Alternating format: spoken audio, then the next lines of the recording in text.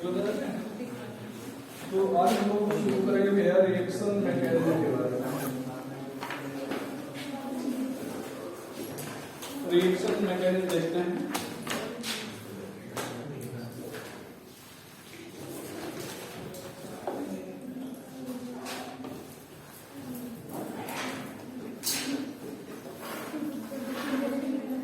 बात नहीं, reaction mechanism. तो यहाँ पर टाइप ऑफ रिएक्शन की अगर बात किया जाए,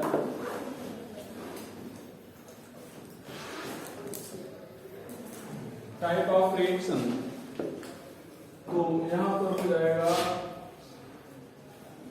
सब्स्टिट्यूशन रिएक्शन,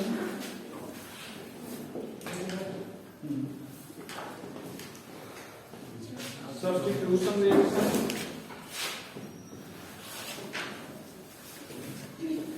एडिशन रिएक्शन और एलिमिनेशन रिएक्शन।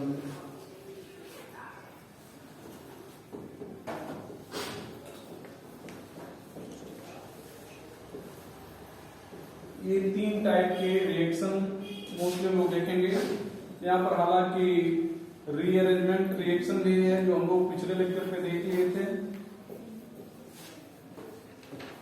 रीअरेंजमेंट रिएक्शन और यहाँ पर पॉलीमराइजेशन रिएक्शन है। पॉलीमराइजेशन भी हम लोग नहीं पढ़ेंगे, अगले साल 12वीं में पढ़ेंगे। पॉलीमराइजेशन रिएक्शन ये भी है। तो अब हम लोग अगर बात करें सब्स्टिट्यूशन रिएक्शन पे, तो पहले तो बता दें कि जो सब्स्टिट्यूशन है ये मोस्टली सैचुरेटेड कंपाउंड के द्वारा रिप्रेजेंट किया जाएगा। किसके द्वारा?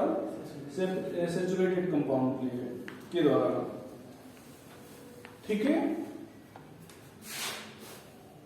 Mostly bye saturated compound,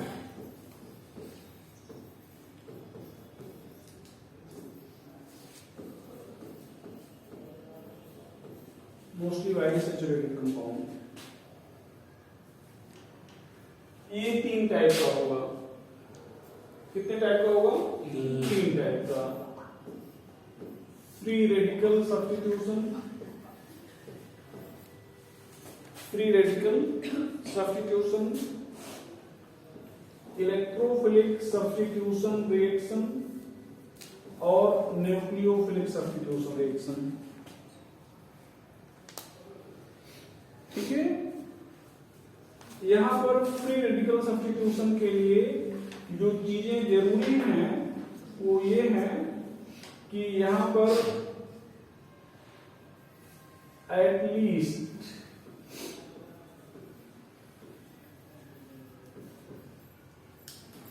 one hydrogen should present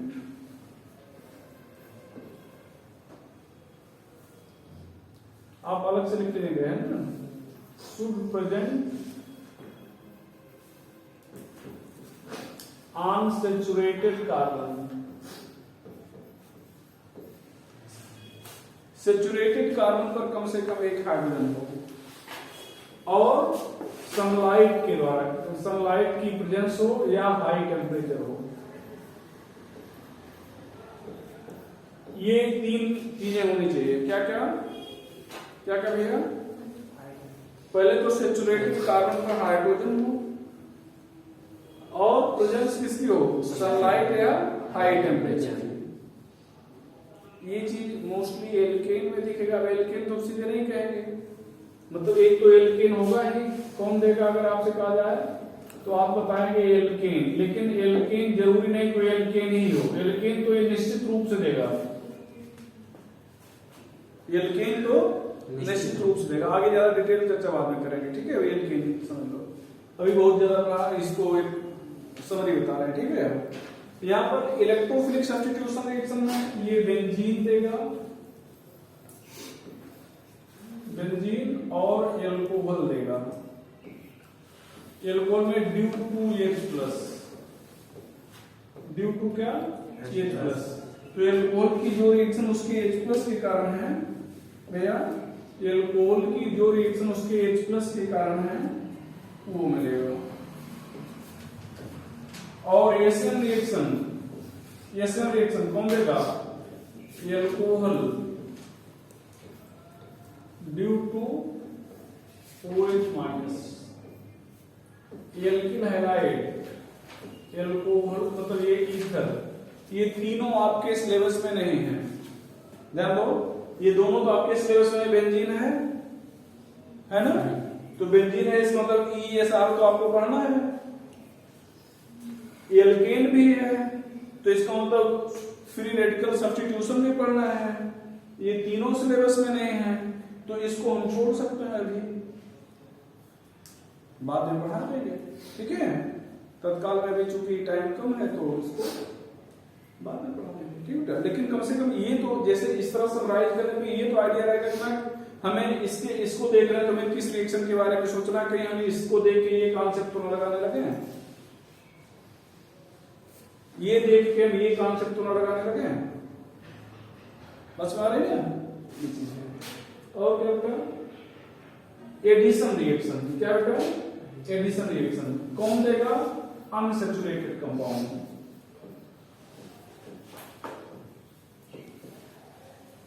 कौन देगा, अनसैचुरेटेड कंपाउंड। ये भी 3 टाइप का होगा, कितने टाइप का, 3। पहले इलेक्ट्रोफिलिक एडिशन रिएक्शन, ये एल्कीन और एल्काइन, एल्कीन और alkyne. Free radical addition reaction, free radical addition reaction, ये भी एल्कीन देगा, कौन देगा, alkene, in presence of peroxide. अब थोड़ा ध्यान से देख लो बेटा, इन प्रेजेंस ऑफ आप क्या लिख रहे हो, पेरोक्साइड। अब जैसे प्रेजेंस ऑफ पेरोक्साइड और ये HBr, ध्यान देना, बस केवल यही पे सोचना है, अभी आपके लेवल पे बहुत नहीं। अगर HBr का रिएक्शन एल्कीन के साथ हो और प्रेजेंट क्या हो तो रिएक्शन क्या होगा, फ्री रेडिकल एडिशन रिएक्शन। अगर HBr नहीं है, मतलब HBr है लेकिन पेरोक्साइड नहीं है, तब क्या होगा, इलेक्ट्रोफिलिक एडिशन रिएक्शन। 2, 3, 4 एग्जाम्पल है लेकिन आपके लेवल पे बस दो नहीं मिलता है, ठीक है। तो अभी हम केवल इसी पे चर्चा करेंगे। और न्यूक्लियोफिलिक एडिशन रिएक्शन, ये कौन देगा भैया, एल्डिहाइड जो आपके सिलेबस में नहीं है, कीटोन सिलेबस में नहीं है, एल्किल साइनाइड सिलेबस में नहीं है, और few reaction of alkyne, few reaction of alkyne. तो आप बताओ क्या क्या नहीं पढ़ना है आपको, न्यूक्लियोफिलिक सब्स्टिट्यूशन नहीं पढ़ना है और न्यूक्लियोफिलिक एडिशन अभी तत्काल में हम इसको इग्नोर कर सकते हैं, ठीक है।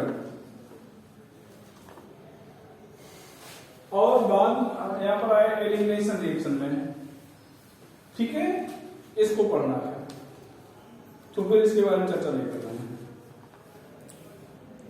एलिमिनेशन रिएक्शन को पढ़ना है, इसके बारे में हम चर्चा ज्यादा नहीं करना है, जो पढ़ना है जो पढ़ाएंगे तो पढ़ाएंगे, ठीक है।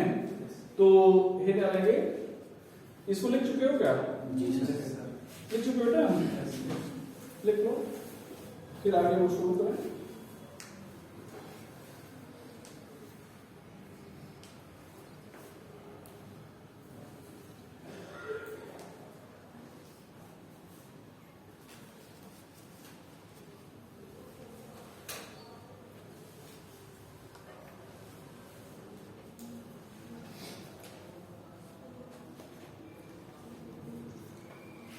बेटा तो चलो ऊपर कर रहे हैं ना।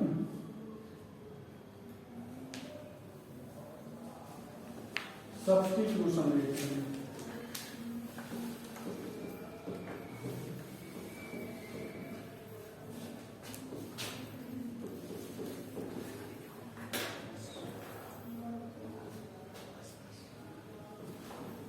the reaction in which atom or group of atom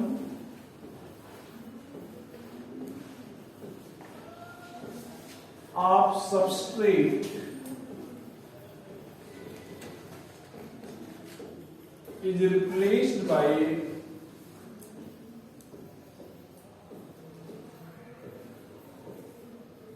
atom or group of atom of reagent. Atom or group of atom of reagent. ठीक है, यहां पर हम लोग Rx, यहां पर KOH एक्वस क्या हो जाएगा ROH। पिछले लेक्चर बताए थे कि अगर एक्वस KOH NaOH है तो हेलोजन को हटा के क्या करेगा OH जोड़ेगा। कंडीशन क्या अप्लाई किए थे कि जो हेलोजन है वो डबल बॉन्डेड कार्बन पे ना हो जाए। ठीक है, यहाँ पर देखो बेटा CH4 है, यहाँ पर सनलाइट आप ले रहे हो, ये चिन्नू। ठीक है, ये चिन्नू कौन तो क्या है सनलाइट। एक H हट जाएगा, एक Cl आ जाएगा।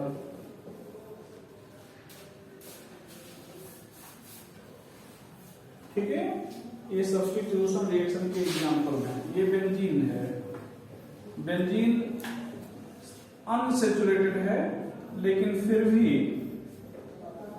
भी क्या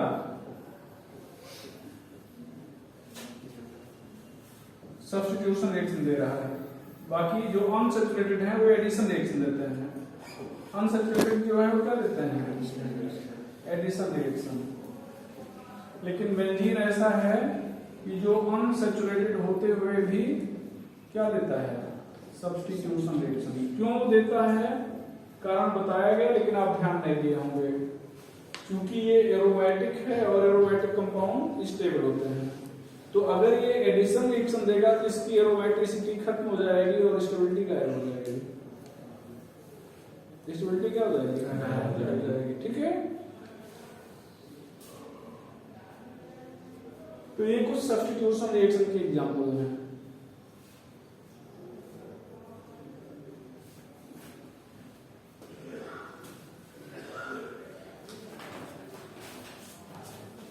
और चलो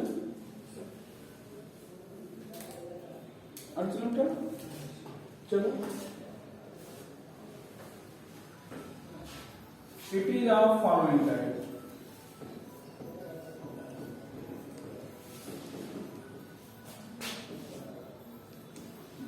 पहला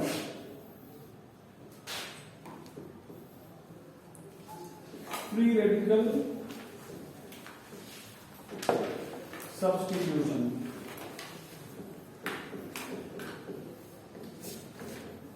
आगे बढ़ते हैं इलेक्ट्रोफिलिक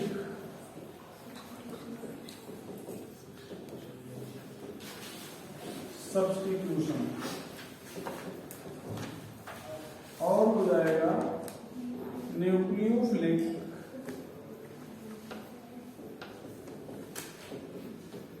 सब्स्टिट्यूशन। अभी आपको न्यूक्लियोफिलिक नहीं पढ़ाएंगे, बाकी लोग पढ़ाएंगे। तो आप लोग क्या लिखने चल रहे हो पहले free radical substitution.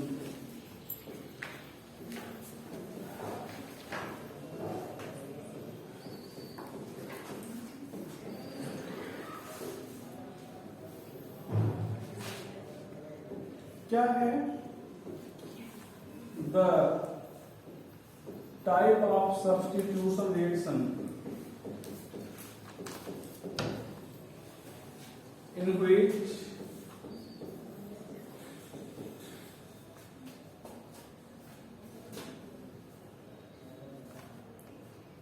attacking reagent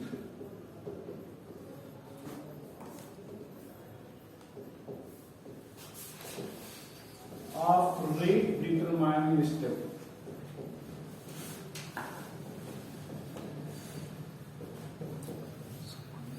is nucleophile.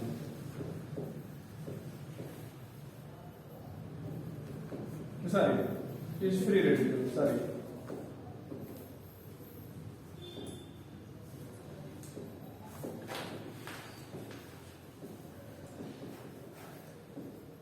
Is known as free radical free radical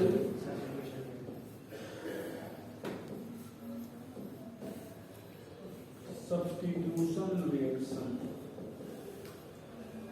Free radical substitution reaction. It is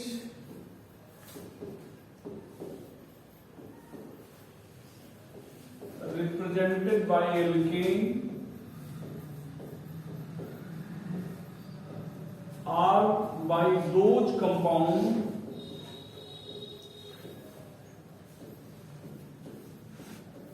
which has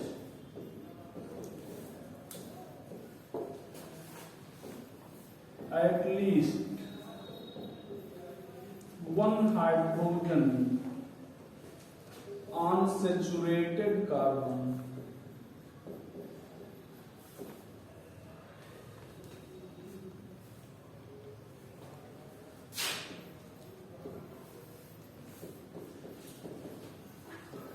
Reaction occur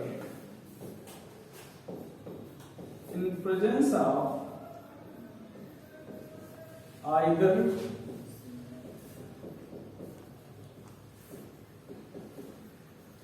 high temperature, कितना बेटा 500 डिग्री सेल्सियस आरेगन और सनलाइट.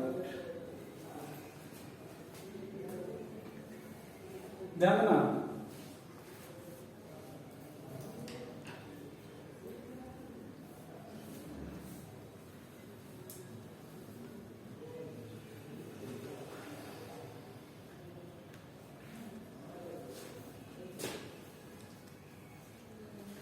क्वेश्चन लिखना है.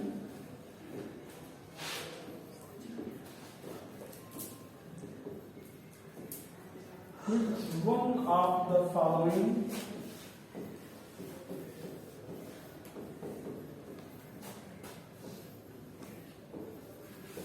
cannot represent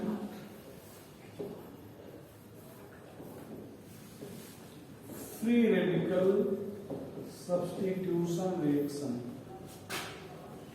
Question 1.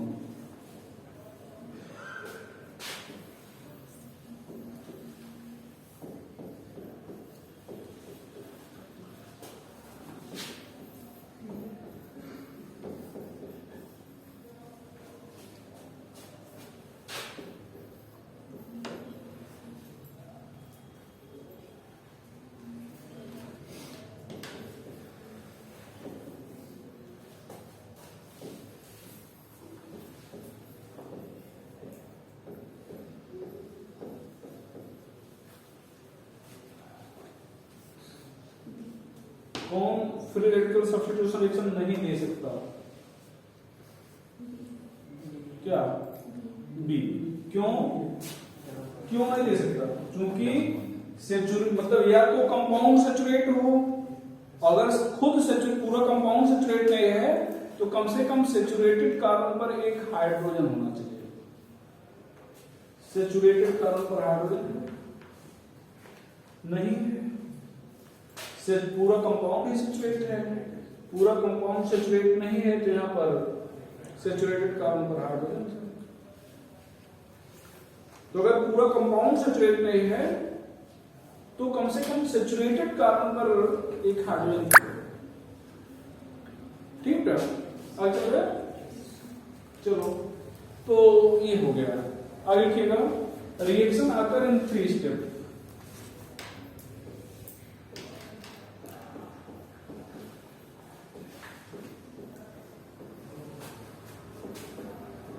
एक चीज आपको बता दें, कहीं पर भी अगर reaction free radical mechanism follow कर रही है तो हमेशा फ्री रेडिकल मैकेनिज्म फॉलो कर रही है, चाहे एडिशन हो, एलिमिनेशन, सब्स्टिट्यूशन हो, इससे कोई मतलब नहीं, हमेशा 3 स्टेप में होंगे। कौन कौन से? इनिशिएशन, प्रोपागेशन और टर्मिनेशन, 3 स्टेप। इनिशिएशन पहला हो जाएगा,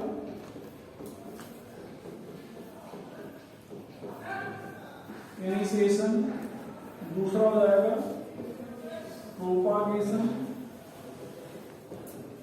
और थर्ड हो जाएगा टर्मिनेशन। तो 3 स्टेप में होगा, मतलब फ्री रेडिकल मैकेनिज्म जो फॉलो कर रहा है हमेशा वो 3 स्टेप में होगा। पहला initiation,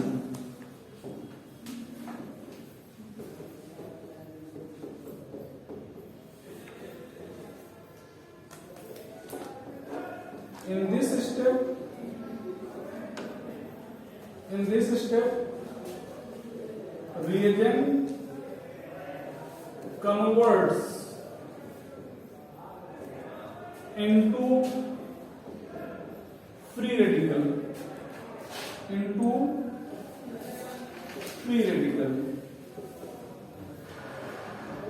in presence of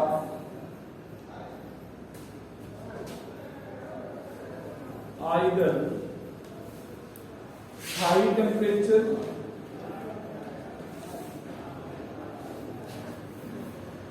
or sunlight। Second हो जाएगा propagation,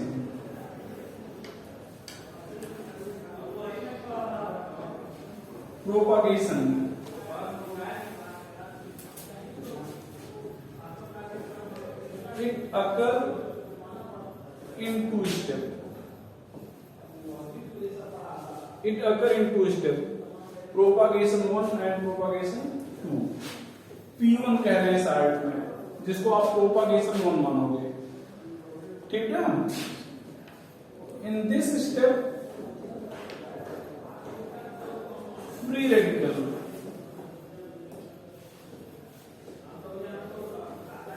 of initiation step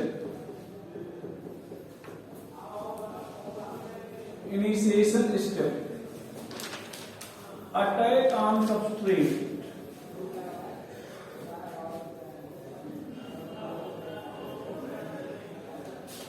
and convert it into free radical,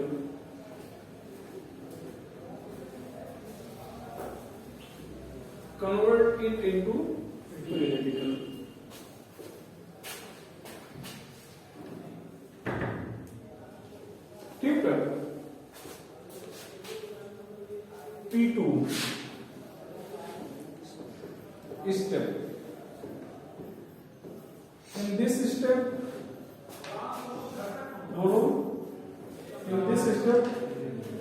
free radical of P1 step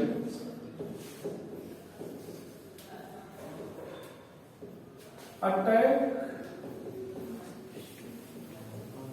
on reagent to form product,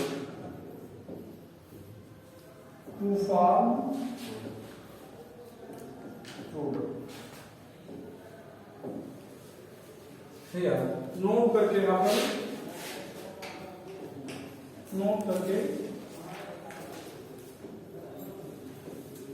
both P1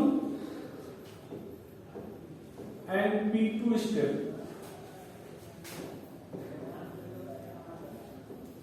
are exothermic।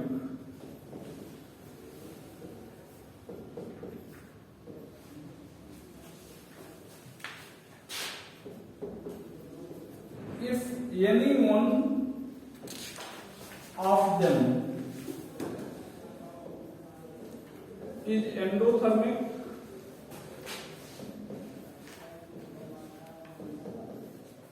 then reaction will stop.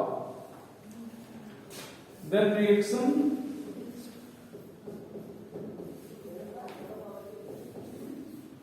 will stop.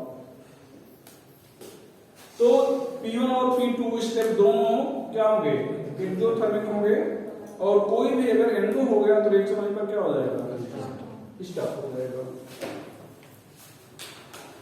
और अगला हो जाएगा termination step.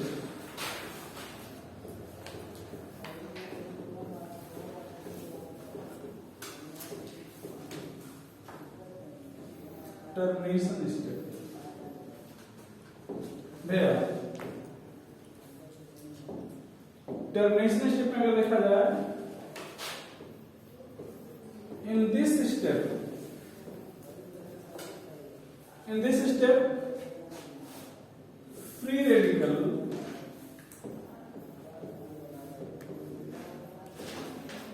of different step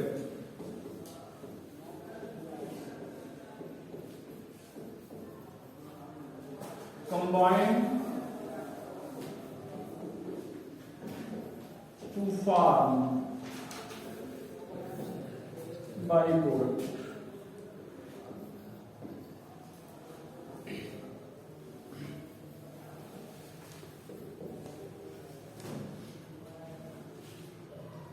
Byproduct, product and यहाँ पर सब बनेंगे, reagent सब बनेंगे। नोट करके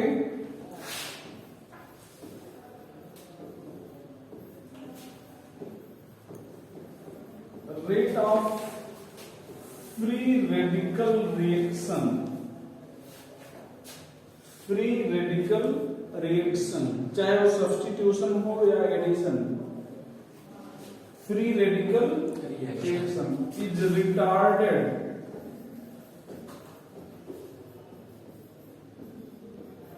by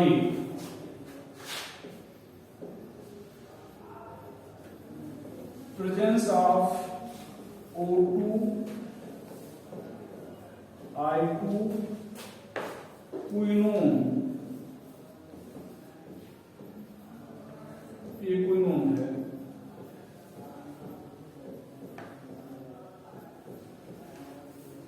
and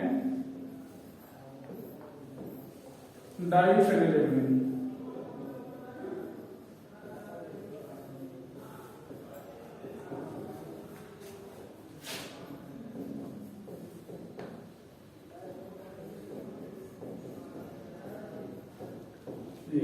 इनकी प्रेजेंस में रेट कम हो जाएगा। ये जो यहाँ पर ध्यान दो, ये जो इनिशिएशन, प्रोपागेशन, टर्मिनेशन एक्सप्लेन किए हैं, ठीक है, इसको आपको रटना नहीं है या कहीं लिखना नहीं है, ये चीजें आप भूल ना जाओ, इसलिए हमने लिख दिया है कि किस स्टेप में आप क्या देखेंगे, क्या होता है। उन्होंने कहानी नहीं पूछी है, आप भूल ना जाओ इसलिए उसको हमने लिख दिया है। अब जो लिखा है उसी को एक्सप्लेन करने चल रहे हैं। इसको ऊपर करें, एक और लाइन नोट करके लीजिएगा, पहला प्रोडक्ट है, और अगर मतलब नोट पॉइंट है, अगर कहीं पर कह दिया जाए रिएक्शन फ्री रेडिकल मैकेनिज्म को इन्वॉल्व कर रहा है तो प्रोडक्ट हमेशा इम्प्योर होगा। प्रोडक्ट हमेशा क्या होगा, इम्प्योर। तो product of reaction involving free radical mechanism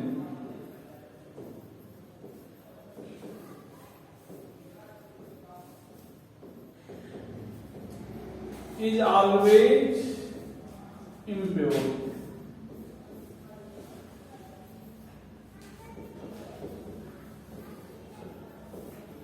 Is always impure. Product of reaction involving free radical mechanism is always impure.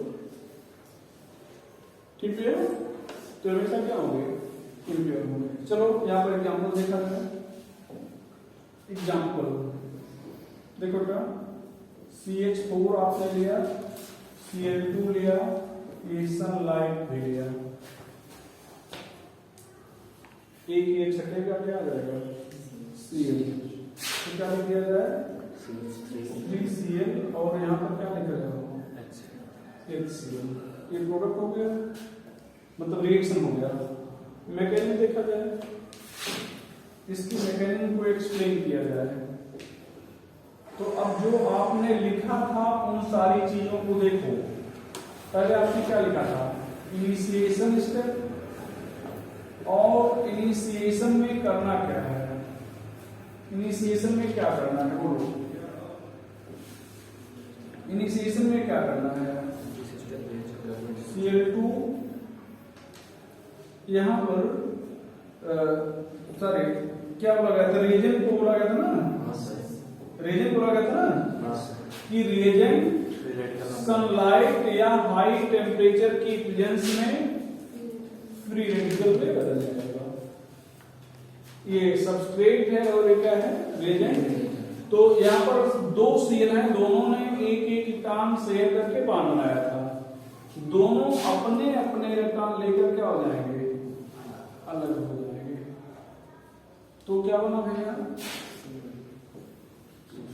दो Cl बने, और ये एंडोथर्मिक होगा, पहला स्टेप एंडोथर्मिक होगा, इनिशिएशन होगा। क्योंकि यहाँ पर सनलाइट है, इसका तो एनर्जी मिल रही है, हाई टेम्परेचर है, इसका भी मतलब एनर्जी आप दे रहे हो, ये तो ये हो जाएगा। प्रोपागेशन में क्या लिखने वाले हैं, P1 में है इनिशिएशन स्टेप का फ्री रेडिकल अटैक करता है कहां पे, सबस्ट्रेट पे। कहां पे अटैक कर रहा है, सबस्ट्रेट क्या है CH4, तो CH4 को हम लोग बेटा ऐसे लिख रहे हैं CH3 और H लिख रहे हैं, यहाँ पर Cl है फ्री रेडिकल के रूप में। यहाँ पर देखो H और ये कार्बन और H ने एक टर्न शेयर करके बांध लाया था। अब ये H अपना टर्न किसके साथ शेयर कर रहा है, Cl के साथ,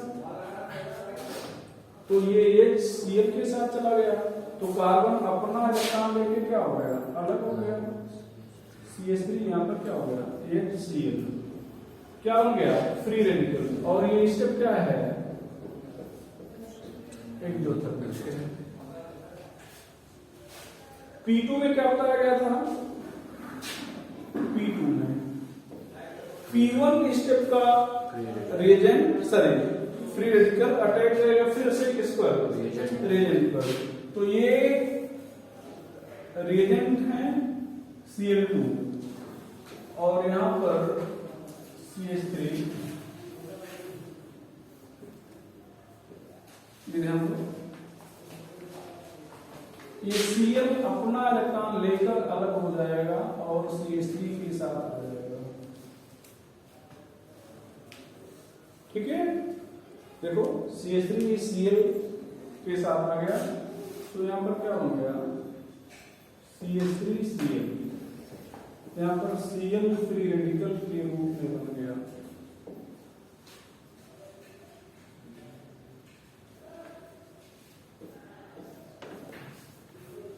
ये एक्सोथर्मिक हो जाएगा। और यहां पर टर्मिनेशन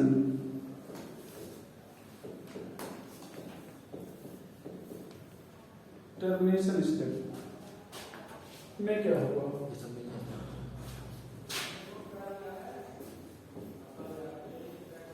डिफरेंट स्टेप के जो फ्री रेडिकल हैं आपस में जुड़कर प्रोडक्ट बना सकते हैं, बाई प्रोडक्ट बना सकते हैं, रिएजेंट बना सकते हैं, सबस्ट्रेट भी बना सकते हैं, ठीक है। क्या बना रिएजेंट। यहां पर ध्यान दो CH3, अच्छा ये ध्यान दो बेटा, जैसे एक कंटेनर है, समझना है बात को, एक ही कंटेनर में सारी चीजें हो रही हैं, तो जब ध्यान दो यहां पर आपने क्या लिया है CH4 और Cl2 लिया है, रिएक्शन के रूप में दोनों भर दिया है। अब पहले क्या हुआ Cl2 Cl में बदला, अब ये Cl फ्री रेडिकल के रूप में बन गया ना, तो जब Cl फ्री रेडिकल के रूप में बन गया तो ये थोड़े ढूंढ रहा है CH4 मिले तो उसी को अटैक करें, उसी पर भाई ये Cl फ्री रेडिकल के रूप में बन गया, इसको अटैक करना है, ठीक है। तो अभी ढूंढेगा CH4 मिले तभी अटैक करेंगे हम। भाई मान लो इससे कोलाइड कर गया Cl, तो दोनों Cl फिर से आपस में जुड़ गए। यहाँ पे जो टर्मिनेशन स्टेप अभी भी आपने लिखा।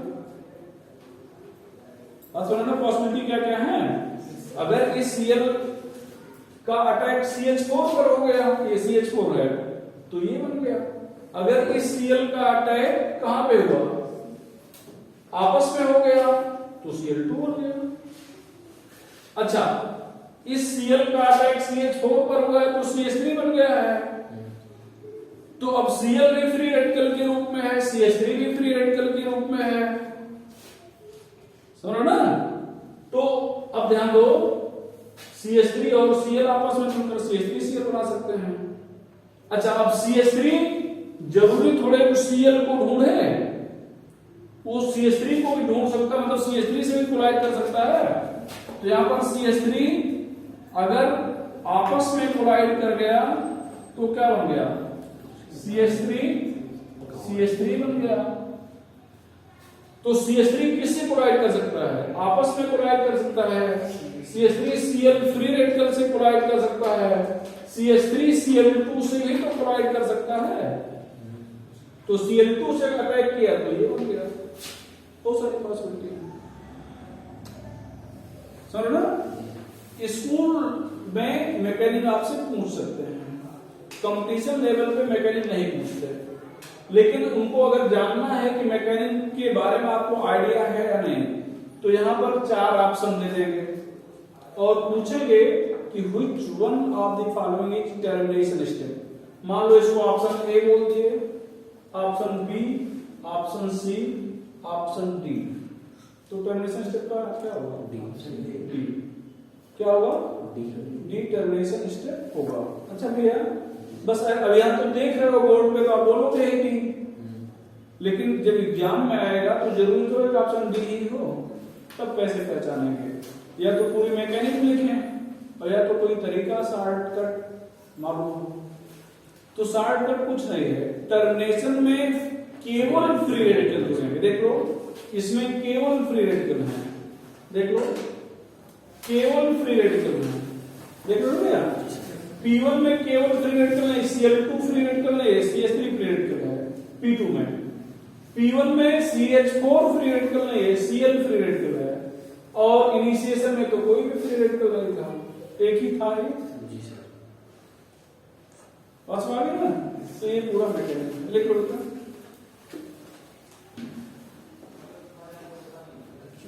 लिख लो भैया।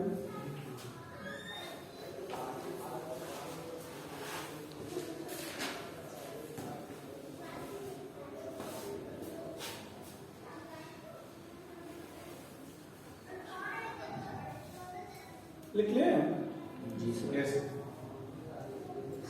ऊपर करना है।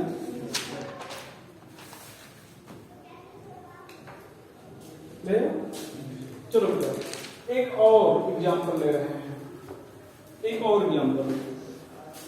यहां पर एग्जांपल सेकंड,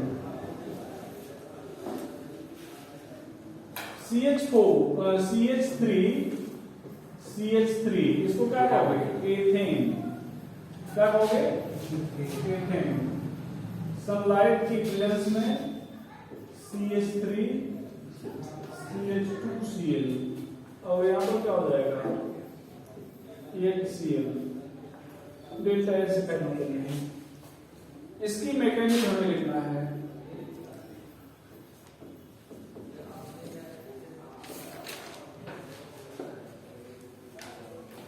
क्या किया जाए, शुरू किया जाए।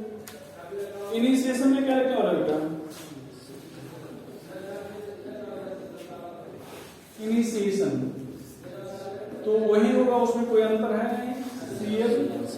Cl यहां पर सनलाइट, इधर दो सनलाइट, ये इलेक्ट्रॉन अपना लेके अलग हो गया, ये इलेक्ट्रॉन अपना लेके अलग हो गया। तो यहां पर क्या हो जाएगा, ये 2 Cl बन गए। डेल्टा H यहां पर क्या लिख रहे हो,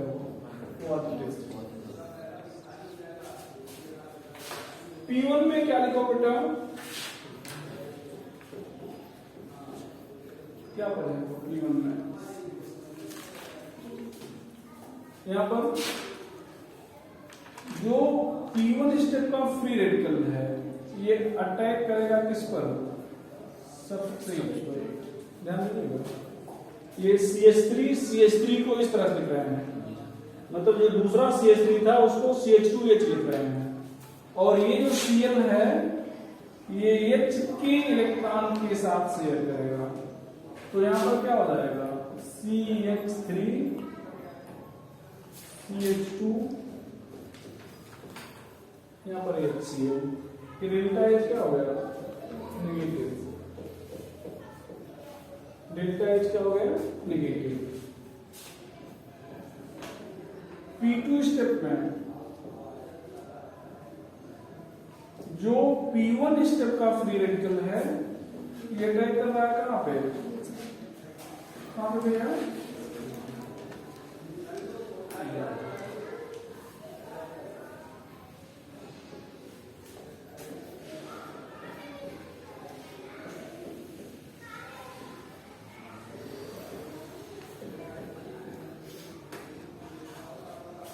ये डेल्टा H यहाँ पे भी नेगेटिव होगा।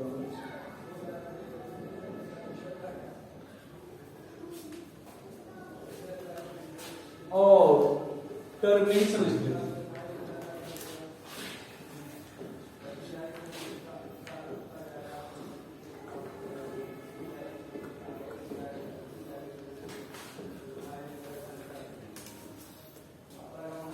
यहाँ पर 2 Cl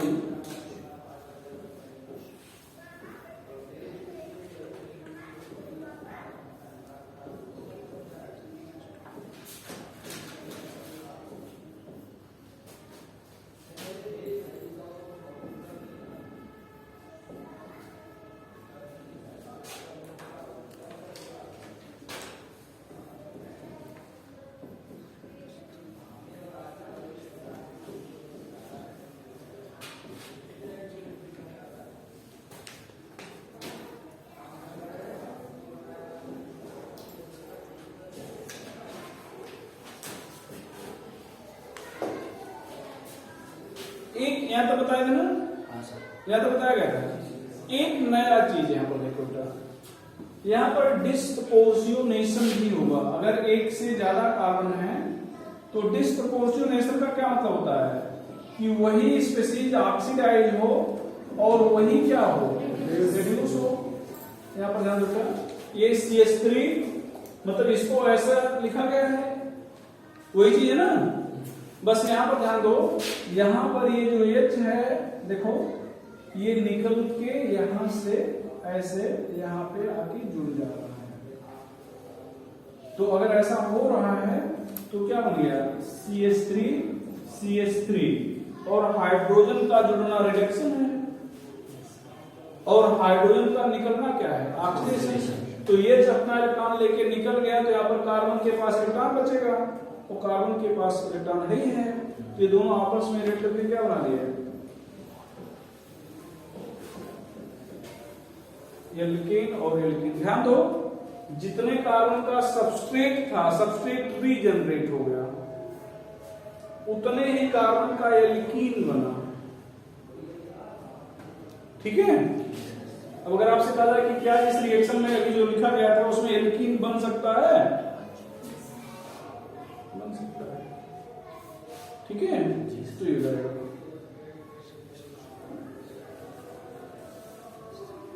जल्दी करो बेटा।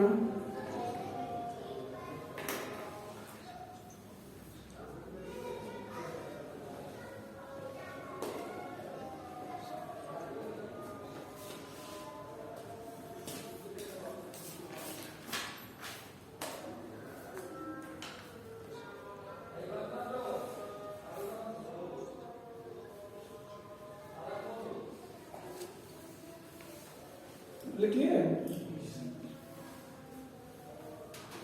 यहां पर ऊपर करें इसको, यहां पर ध्यान देना। लिख लिया बेटा? चलो यहां पर ध्यान दो, नोट करके Cl2H Br2H nu I2H nu F2H nu ले सकते F2 H nu NBSH nu reagent of free radical substitution reaction.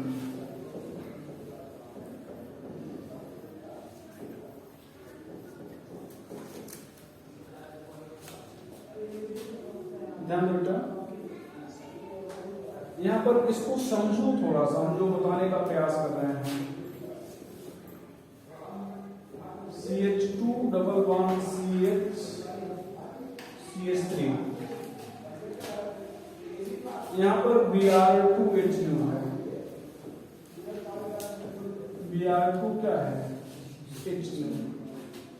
क्या होगा? Free radical substitution reaction. इस कारण पे होगा, इस पे नहीं, इस पे होगा ना। कैसे मालूम कि फ्री रेडिकल सब्स्टिट्यूशन के लिए हमें क्या चाहिए? सैचुरेटेड कार्बन पे हाइड्रोजन चाहिए। बात क्लियर? तो हमें यहां पर अटैक कराना है किसका? क्या होगा? एक H हटेगा और एक Br आ जाएगा। कोई प्रॉब्लम नहीं। जब चीजों को आप याद रखोगे कोई दिक्कत नहीं होगी। वहां Cl2 था, Cl हटा दिया H को, यहाँ पर Br2 है, Br हटा देगा H को, I2 है तो I हटा देगा।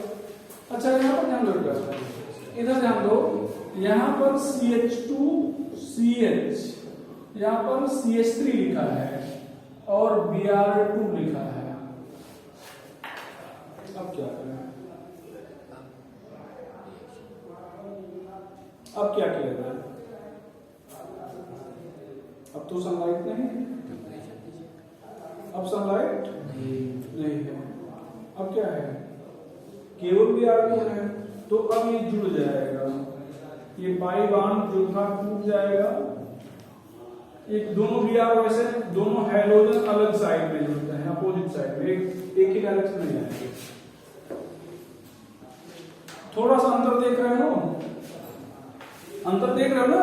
बस केवल आपने क्या किया? सनलाइट नहीं लिया, तो ये फिर क्या हुआ? सब्स्टिट्यूशन नहीं हुआ। फिर क्या हो गया? एडिशन हो गया। क्या हो गया? एडिशन हो गया। तो सब्स्टिट्यूशन कब होगा? जब सैचुरेटेड कार्बन पे हाइड्रोजन हो और रिएजेंट के साथ सनलाइट या हाई टेम्परेचर। ठीक है, इसको बता दें। चलो भैया, अब एक और हम लोग यहां पढ़ने वाले हैं।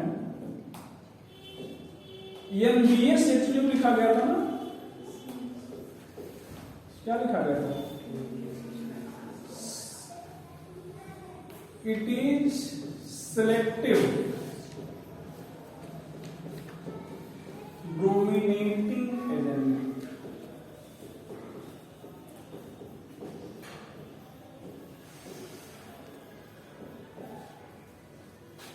It aids bromine selectively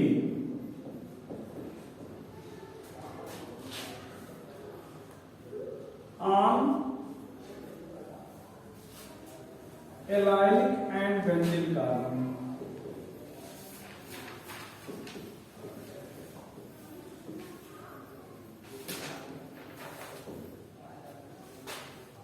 order of selectivity क्या हो जाएगा? सिलेक्टिविटी ऑर्डर क्या हो जाएगा?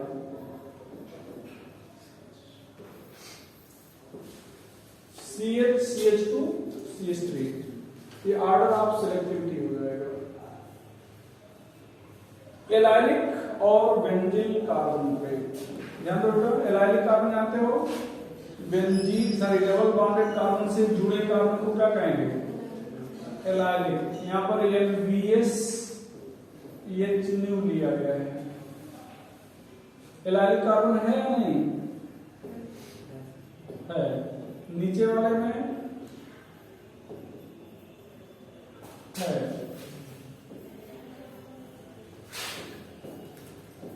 बेंजीन रिंग से जुड़े कार्बन को क्या बोलेंगे? Benzene carbon. अरे सर यहाँ पर एलबीएस लेना होगा।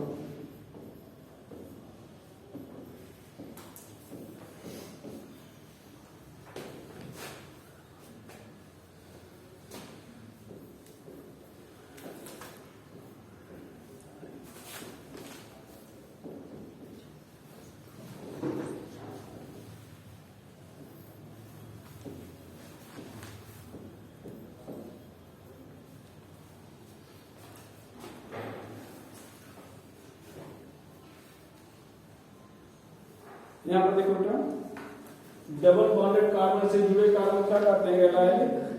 अब ये ध्यान दो, जो सिलेक्टिविटी ऑर्डर लिखे हैं यहाँ पर CH भी है, CH2 भी है, CH3 भी है। तो ऐसा नहीं कि CH पर अटैक करा दो। ये एलाइलिक कार्बन के रूप में अगर CH, CH2, CH3 है कब अटैक होगा? अब एलाइलिक कार्बन यहाँ पर यही एक ही तो है, ये CH और CH2 एलाइलिक कार्बन नहीं है ना, तो यहां पे अटैक नहीं होगा। यहां पे क्या होगा? अटैक होगा। और क्या जुड़ेगा? क्या जुड़ेगा बेटा? Br जुड़ जाएगा बस। यहां पे बताओ क्या करें? यहां पे आपने बताओ, यहां पे अब ये देखो, यहां पर एलाइलिक कार्बन आपके पास ये है, एलाइलिक है और ये भी एलाइलिक है, तो किस पर अटैक कराना चाहिए? CH2 पर।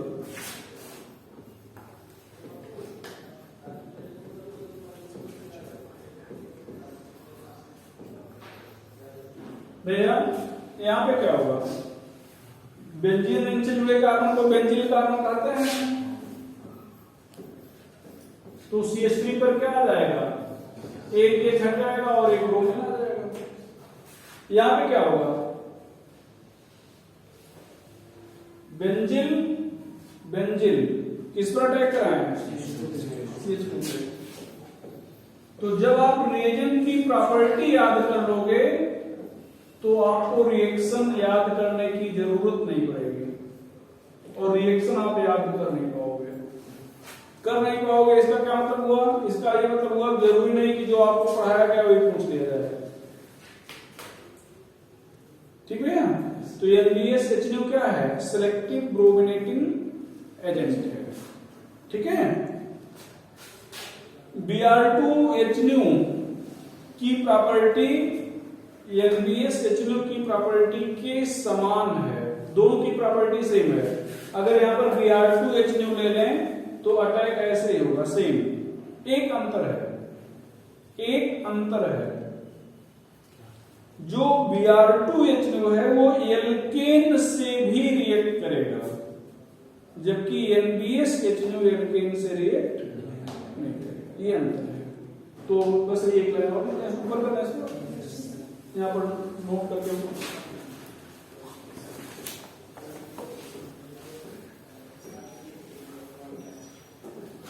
property of Br2HNO is similar to NBSHNO. Difference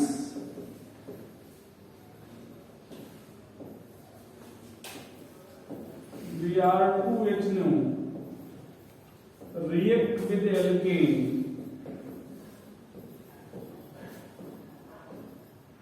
while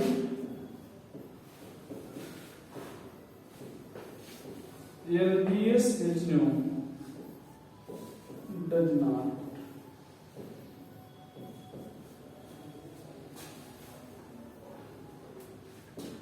भैया ये ध्यान रखना बेटा, CH3 CH2 CH3 यहां पर Br2HNO ले रहे हैं और यहां पर NBSHNO ले रहे हैं। बताओ क्या करें? एल्केन है ना, एल्केन है, तो यहां पर क्या लिखते हैं? No reaction. और ऊपर क्या लिखना है? हाँ, बी आर कहां पर अटैक करेगा? CH2 पर सिलेक्टिवली ना, तो यहाँ पर क्या हो जाएगा? CH3CH, यहाँ पर क्या हो जाएगा? Br CH3 हो गया। कोई प्रॉब्लम है तो लोग फ्री रेडिकल सब्स्टिट्यूशन रिएक्शन की मैकेनिज्म पढ़ेंगे, ठीक है? आपका तो फ्री रेडिकल सब्स्टिट्यूशन रिएक्शन